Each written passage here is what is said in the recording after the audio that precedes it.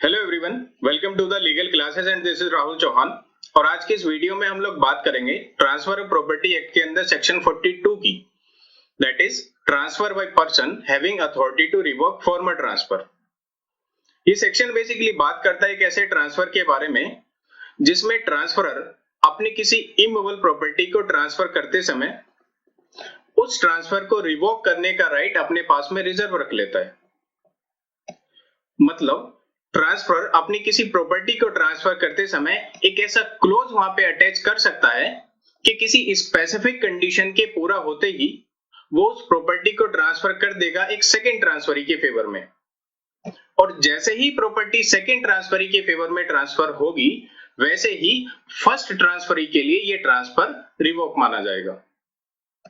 इसके बेरेक्ट की लैंग्वेज पे अगर हम ध्यान दें तो बेरेक्ट कहता है where a person transfer any immovable property, जब कोई पर्सन अपने किसी immovable प्रॉपर्टी का ट्रांसफर करता है reserving power to revoke the transfer, लेकिन ट्रांसफर करते समय उस ट्रांसफर को रिवोक करने की पावर अपने पास में रिजर्व रख लेता है and subsequently transfer the property for consideration to another transferee, और उसके बाद वो उसी प्रॉपर्टी को ट्रांसफर कर देता है एक सब्सिक्वेंट ट्रांसफरी के फेवर में विद कंसिडरेशन।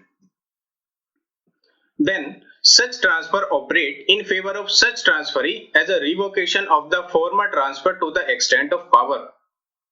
तो जैसे ही प्रॉपर्टी सब्सिक्वेंट ट्रांसफरी के फेवर में ट्रांसफर होगी वैसे ही फर्स्ट ट्रांसफरी के लिए ये ट्रांसफर रिवोक हो जाएगा। लेकिन क्या ट्रांसफरर की ये ट्रांसफर को रिवोक करने की पावर एब्सोल्यूट पावर है? Answer is no.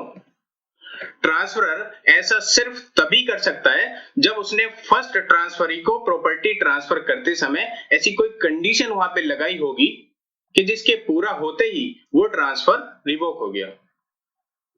एक एग्जांपल से इसको समझने की कोशिश करते हैं।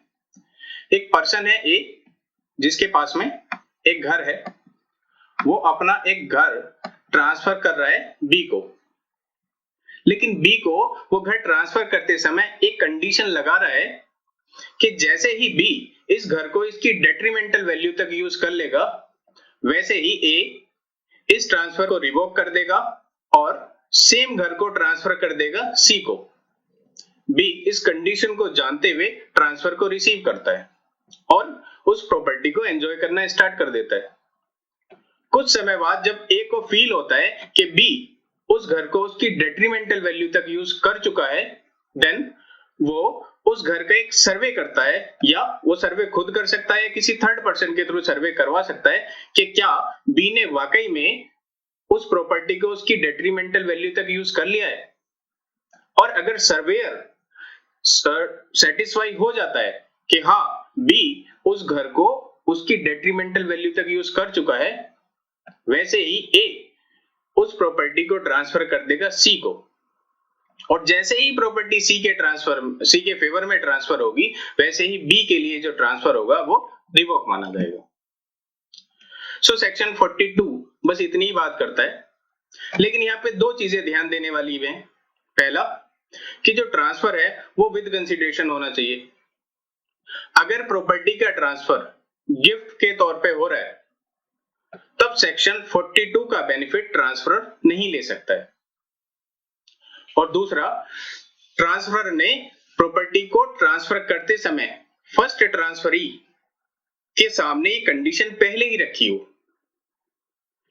और साथ में ही ये पूरा का पूरा सिनेरियो में सब कुछ प्रूफ करने का जो बर्डन होगा वो सिर्फ और सिर्फ ट्रांसफरर के ऊपर होगा। जिस कंडीशन के पूरा होने का क्लेम ट्रांसफर कर रहा है और उस कंडीशन के पूरा होते ही वो प्रॉपर्टी एक सब्सिक्वेंट ट्रांसफरी के फेवर में ट्रांसफर कर रहा है, वो कंडीशन वाकई में फुलफिल हुई है या नहीं हुई है, इसको प्रूफ करने का बर्डन पूरे तौर पे सिर्फ और सिर्फ ओरिजिनल ट्रांसफर पर होगा। सो गाइस, ये टॉपिक यहीं पे खत्म होता है। आई होप जो मैंने आपको समझाने की कोशिश की आप उसको समझ पाए होंगे। एंड वीडियो अगर अच्छी लगी हो तो please like and share the video and subscribe the channel. Thanks.